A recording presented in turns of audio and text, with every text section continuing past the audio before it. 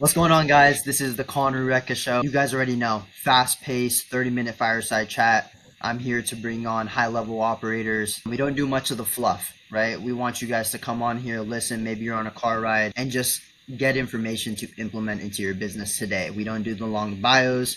We're here to educate, implement, and honestly leave you guys with clear action steps for you guys to implement right now, right? That's the biggest thing. What can you guys implement right now to do better in business, to make more money, to be more efficient, etc. Okay. And also be excited about it, right? Implementing can be super hard. We're trying to give you guys very small action steps that are going to make big impact. You guys also know every guest that I bring on is already winning. We're already all operators. We're successful in our business. So we usually skip the origin story and just go straight to the good stuff. Today, guys, I have Aden Nurie, the CEO and co-founder of Chat ARV. Excellent dude, super young, winning at a super high level. I appreciate you for coming on here and speaking with us. Let's jump into this. Before we jump into this, share your elevator pitch, or who are you? Who are they learning from today? Yeah, my name's Aden. I'm 17 years old. I'm the co-founder of Chat ARV. We help investors and wholesalers underwrite their properties and make offers in under a minute. Guys, 17 years old. That's insane. I'm 22. I have 5 years on this guy, but this guy's an absolute monster when it comes to business. So Aiden, you said that you have a service, you have an AI company pretty much that helps people underwrite deals, right? From everything you've seen from building Chat ARV, why is underwriting still somewhat the slowest and most broken part of the real estate deal flow? Well, the entire deal depends on the numbers, right? So if you find this comp and someone else thinks that this comp is the better comp, and it's extremely subjective as well, it makes or breaks the deal every time. You can lock up the deal for too much. It's the most important thing, for sure. Is there a bigger problem with people locking the deal up too high, or people not having the right comps and giving too low of an offer to actually get the deal done? Is there a balance, or is it 50-50? What are you seeing? Because I know that's two separate contradicting problems. I think if someone's offers too low, it can only help them, right? They can, if they're wholesaling, they bring a better deal to the investor. If they're the investor, they'll save more on the deal. If your offer's too high, on the other hand, and this is something that I think beginner wholesalers fall victim to more often than experienced ones. They'll make the offer, the seller will be excited, or the seller won't be excited, and they'll justify making a higher offer, looking at higher trim properties that are renovated at a much better level than other comps that are more comparable to their subject, and they end up having to cancel the contract. I have a good friend of mine who's in high school, got a deal under contract this month for way too much. He called a bunch of buyers, none of them won it. They say he's 50 grand too high. So I think too high is always a bigger problem than too low. Interesting. Okay, that's good. Aiden, when you're underwriting a deal, right? There's many pillars in place, or at least there's a lot of factors in place, right? It could be bed bath count, could be the area, could be the streets, could be the neighborhood you're built. What are some of the main factors that we cannot look over while underwriting? Yeah, I think a very important thing is neighborhood, right? Are the comps you're looking at in the same neighborhood as your subject property? Something that we take into account on Chat ARV are some of these historic type properties where they're like a legacy property in that area. You can only compare those to other historic properties. So I guess everyone can go on Zillow or PropStream and filter down to 0.2 miles, right? Look within 15% above and below square footage, and look at the mini map and find which comps are closest to the subject. But then you have to look at the images, right? Is this property brick like my subject, right? Does it have a garage like my subject property? So all of those things are factors that you need to take into account. And even after you filter down to maybe from 40 to 20 based off of just the numbers, right? You have a bunch of properties that are 3.2s that are within 15% of your square footage. You still need to figure out if you're comparing apples to apples there, which will probably take you an additional 10-15 minutes. When we were doing wholesaling, a lot of our business was in Savannah, Georgia, and even a property that was across the street from it, it was obviously a different subdivision, but you cannot compare those two, right? From a wholesaler's perspective, dude, why not? It makes sense. They're literally right there on the same street. They look very similar. But Flipper, we'll go to Flippers and be like, bro, that's in that side of town. And we're like, bro, it's across the street. But no, it's really key how these subdivisions work in specific neighborhoods. Do you see that problem happening a lot in smaller cities, or are they also happening in the metros in terms of the subdivisions being very you have to compare subdivisions within itself. You can't go cross pollinate. I think a general rule of thumb is, like crossing major roads will show you different property types. If it's on like the same road in general and you go like a neighborhood over, the property shouldn't be too different. But I guess you can always factor off of like, okay, if this neighborhood everything's selling for around $200,000, and then the next neighborhood everything's selling for like $400,000, and these are all ARV properties, you can sort of infer that like maybe I should stay in this general area instead of going to the neighborhood above it. And those are also factors that we do take into account. But yeah, I think it doesn't, in smaller cities, it is more apparent than in larger cities because, for example, let's say in Tampa, Florida, right? In New Tampa, like the suburb, everything in that area is really like the ARV for all those properties is either between like 200 or like 800 to a million, right? It's not Yep. huge. But then if you go to like a tiny city like Belleville, Illinois, right? You'll have properties that are selling for around 200,000 in the zip code 62226, and then just a little bit over, the properties will be selling for maybe like 80 to like 100,000. So I think it is volatile in smaller cities for sure. Okay. And then your software, right? Can you tell us more about like how are you guys? So you guys are comping for people, single family houses, specifically investors, making offers on properties. What is your guys' AI specifically doing? So Chat ARV, to get you to maybe the top 20 properties, it's all just an algorithm. AI is only at the tail end. So you'll type in the address. We'll look at 200 plus properties that sold within a mile and 12 months of your subject and get that 200 down to maybe 15 or 20 of the most comparable based off of beds, bath square footage, just like you can do if you're filtering on PropStream or Zillow, for example. Once we get to that sort of comp amount, we're going to look at the images of each property and making sure that these are renovated properties so we could actually give you the ARV. And that'll bring us from maybe 15 to like 10 properties. And once we're at those 10 properties, we're looking at which ones are like the same build as the subject. So we're not going to compare a two-story house to a one-story house, a house with siding to a house with brick, a house with a garage to a house with no garage. All of those different things are very important. And that will bring us down to the top 6 most comparable properties. And is there a loading time? Like in like when you're skip tracing, like a free tracing service, TruePeopleSearch.com, it takes like 5 minutes to like get all the information. Is it like that, or is it like No, there's definitely time that it takes for the AI to analyze each property. Sometimes it'll take longer than other times because some properties will have like 4 images and other properties will have like 10 images to look through. So it's thoroughly looking through every image of the property because if one property has like a decent looking kitchen and a decent looking bathroom, but it's not amazing, it'll rank lower than a property that has like a beautiful looking kitchen and everything because that one will be truly renovated. So on average, it takes around a minute and a half to find all the comps. and then does it give you any information after that? Does it give you like ARV? Does it give you MAO, max allowable offers? What else is it giving? Yeah, so once we pull the top 6 most comparable, you can either select the 3 or 4, however many you deem to be the most comparable, or the AI can pick for you. There's a button there. And then once we do this, if you scroll down, we have an ARV, a shareable report that has PDF and a link that you could share with people. And afterwards, you scroll down a little bit. And if you're going to flip the property, there's a calculator there that shows you what your profit would be. You can integrate what the asking price is if it's on market or a wholesaler sent you the deal. And then if you're a wholesaler, you can tell the AI what needs to be done repair-wise. It's going to look at the images to see how much the repairs will be, and it'll give you the initial offer price in MAO and sale price to buyer based off of the chosen assignment fee you input. What is the perspective of like your clients now going from manual comping to AI assisted comping? Like, is it like changing the game for them? What are you seeing? What are the use cases? Are they not worried about that bottleneck anymore? Is that bottleneck completely out of the picture? Tell us about like the experience. So for people that are new to investing in wholesaling, it's nice because they can cross-reference our ARVs with what they pull manually. For people that already know what they're doing, this helps them move faster, especially for people that are doing, pay-per-click, for example, right? The name of the game in that space is speed to your lead. So if they can comp their property within the same minute or so that they got the lead to begin with, they can call and make the offer before anyone else if they're using those services where you share leads, or regardless, like you need to call that seller very quickly. And another use case that we see very often is wholesalers that cold call. They'll have their VAs, or if they're cold calling themselves, start running the comp while they're on the phone with the seller. The seller asks for like a ballpark or what their offer could be, and then they just make these offers on the phone.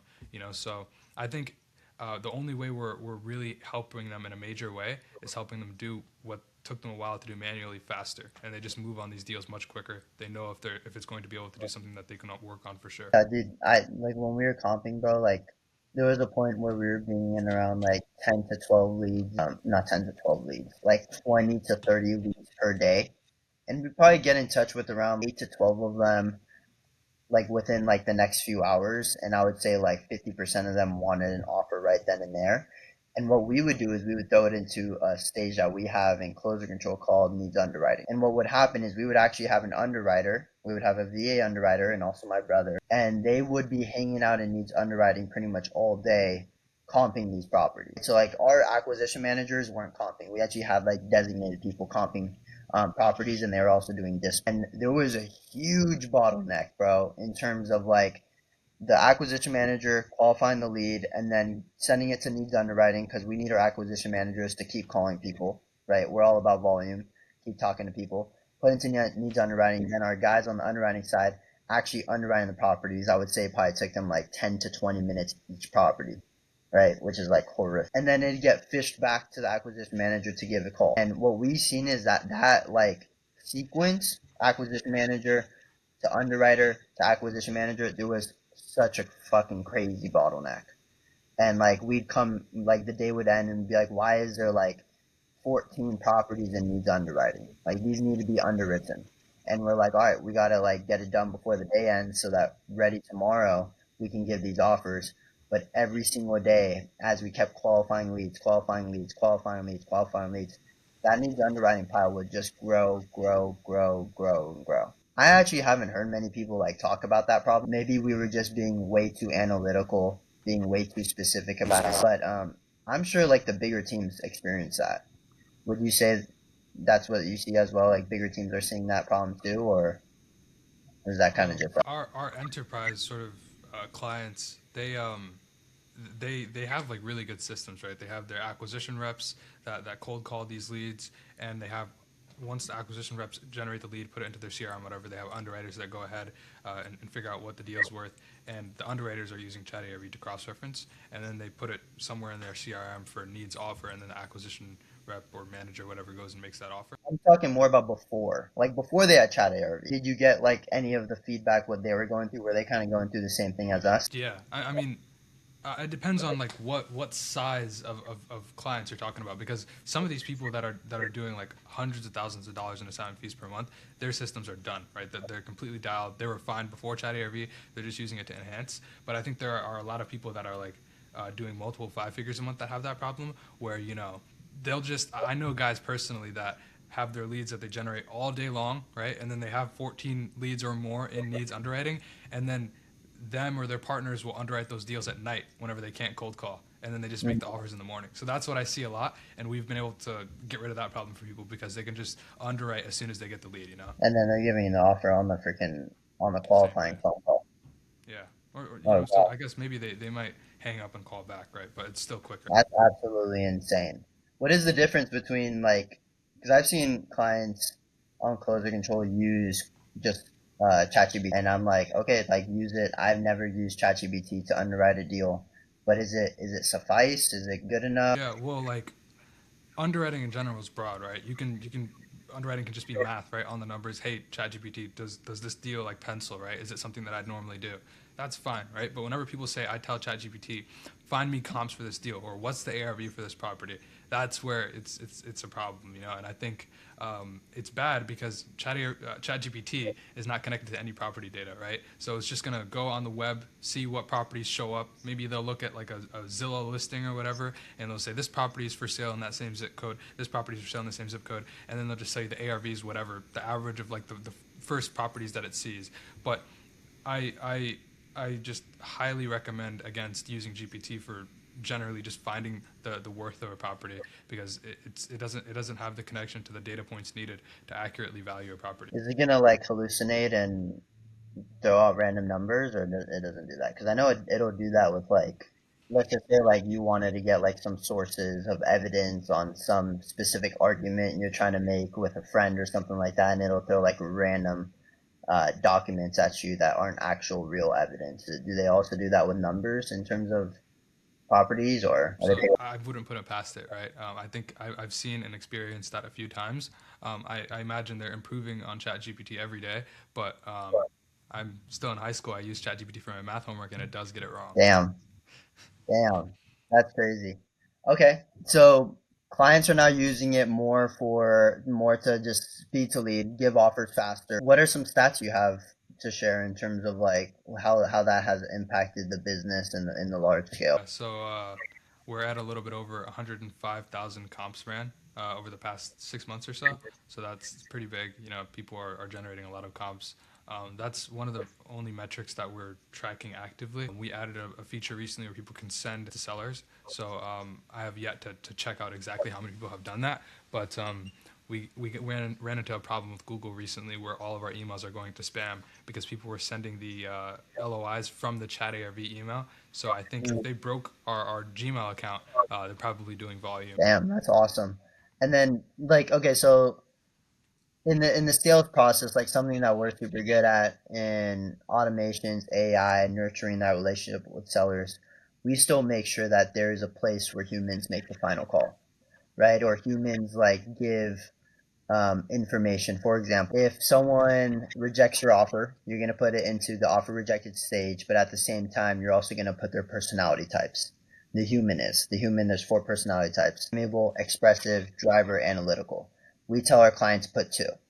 If you put two, let's say you put driver analytical, that's like me. When the seller gets the offer rejected campaign, the copywriting of the text messages changes to driver analytical vocabulary and tonality. So what's happening is the human is giving the heavy work to the automation and the system and the CRM, but it's still giving it information to keep it personalized to that specific person. So it's kind of like a dance, it's a tango. In underwriting specifically, is there that or is there a final call that you would say like the human has to make in terms of judgments or opinions? Yeah. So we go from 150 to 200 sales down to the top six most comparable properties, and then you have to choose.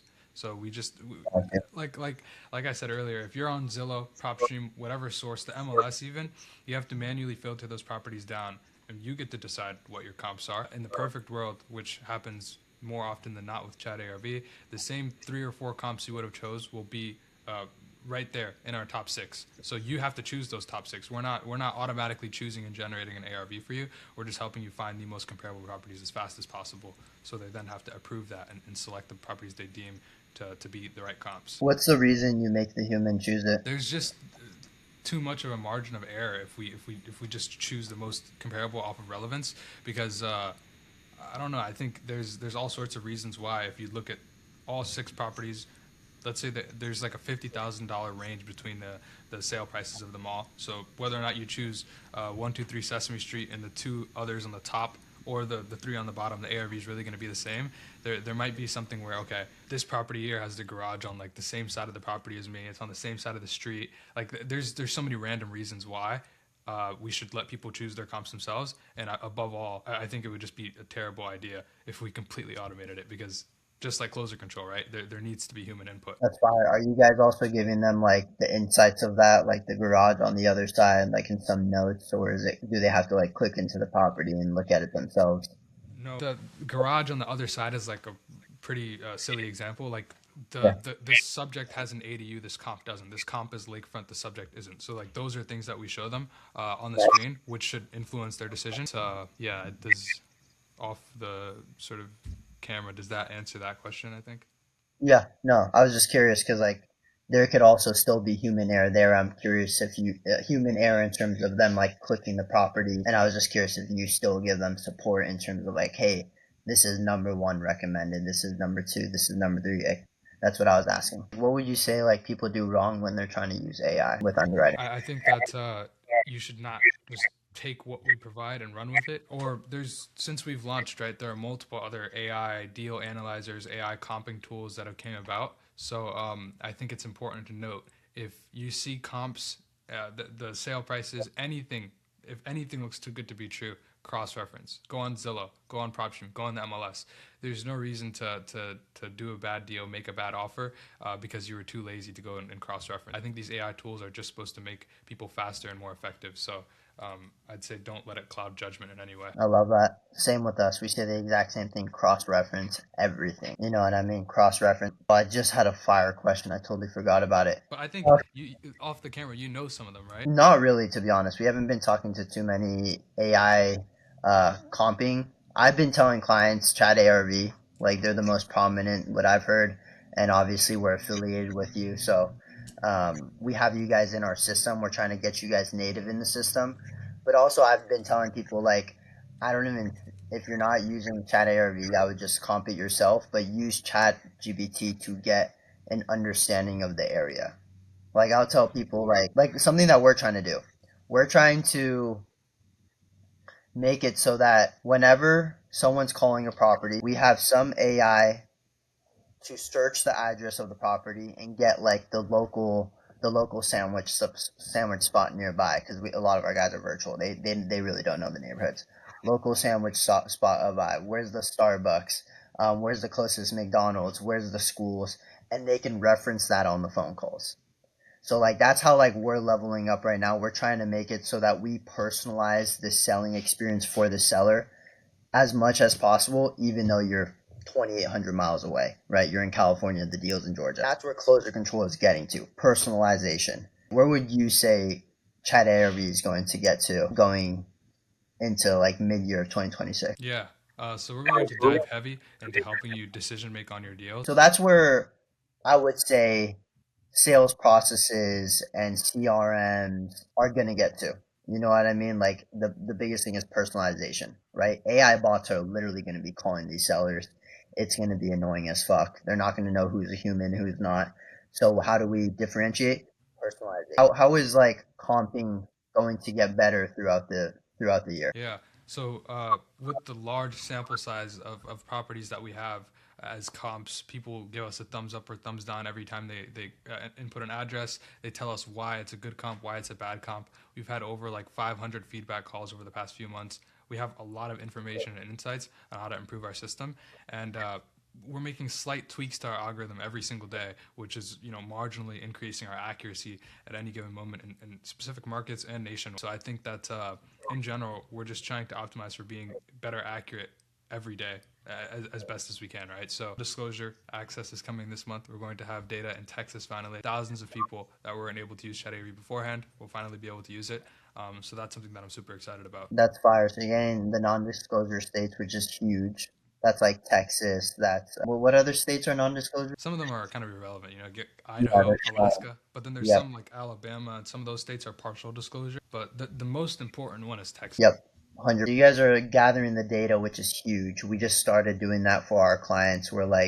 We're gathering the data of usage and like what copywriting is working. And what we're doing is we're pretty much creating dot plots and data sets saying, hey, if you want to hit 3 deals a month, this is exactly what closer control clients are doing to hit 3 deals a month. They're making this amount of calls, they're getting this amount of leads, these are the marketing channels. And what we're doing is we're helping our clients scale, not through personal opinions and judgments and what worked for us, but based off of all of our clients' success. And we've been talking to our clients a lot, and everyone is on board with this. Everyone wants to win, everyone wants to get better. And that's like something that we're doing with our data. So what you guys are doing with data is you guys are like just getting more and more accurate. Whatever's a thumbs up, note that. Whatever's thumbs down, make sure that doesn't happen again. And it gets better and better with the AI. Yeah, That's I fucking. mean, yeah, the only moat that we can have in a market where people are making deal analyzers every day is having the largest sample size of data to which we can improve on our AI model and in turn be the most accurate sort of place for AI comp. That's so fire. That's so fire. Okay. From a founder's perspective, what's one thing people misunderstand about building these AI products for the real estate game? I know the real estate game is like, it's pretty old, a lot of older guys. How are people handling the new wave that's coming in for you?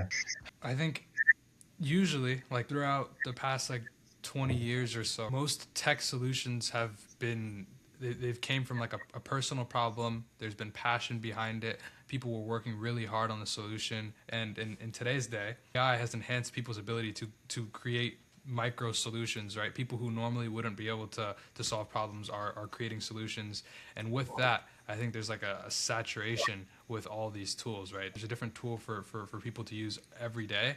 And I think the only people that will win are the people that actually care in our working days and nights to solve these problems. So I think that people are just going about it a little bit wrong, just whipping something up to get to a certain dollar amount in monthly recurring revenue, right? Even the same thing can be said for people that are wholesaling just to make an assignment fee and not to solve the seller's problem, not to find off-market deals for investors, right? Like, I think the people that do the best wholesale deals are the people that are looking specifically for a certain buyer. They're saying, I only want to make maybe 5 or 10K on each deal, but they provide these people with a bunch of deals.